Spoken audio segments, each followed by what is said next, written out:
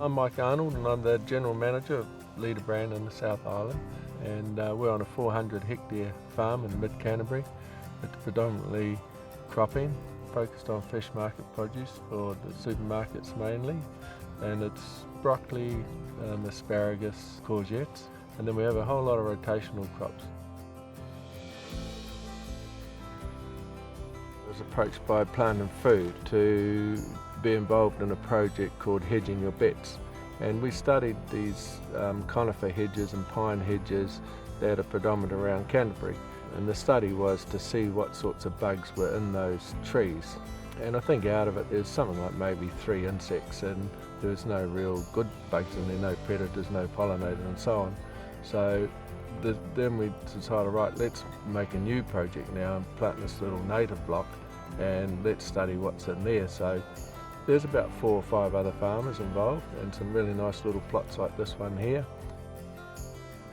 There's 7 pollinators in this block here now that we have. Native bees, hoverflies, all sorts of things. And they're in fact better than bees for pollinating crops. They work when it's cold, cloudy day like today.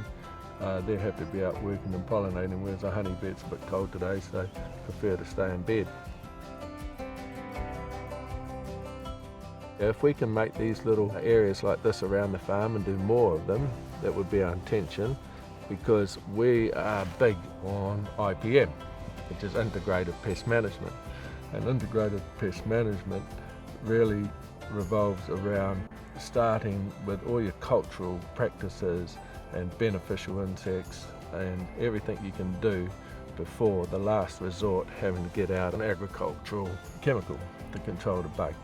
And my job and our staff's job revolves around how can we increase the number of beneficial insects, because we know we don't have to spray. One thing that I can't stress enough is the planning that you need to do. So you've got to plan the thing out, okay, the time of the year, your ground preparation.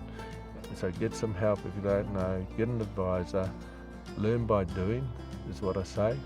So do a little bit maybe to start with and learn before you go and do this whole, we've done 4 hectares here now. Do a small area first. We started with say 1/4 of a hectare. The benefits of doing that is you'll learn and you'll reduce your losses.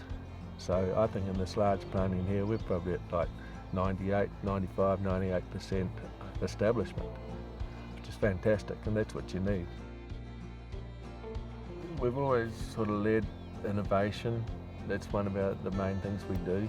We're regenerative farming and sustainable farming, and we practice it big time. So this is part of that whole practice. I mean, this investment here now is probably $80,000, and whilst we may not have an immediate payback on this, I particularly feel like we're leading here with something that's going to be quite big. Customers come here and they see this and they want to get out and take photos, and we talk about it, and it's just another aspect of what we do. Our aspirations for the future of this farm would be plant more.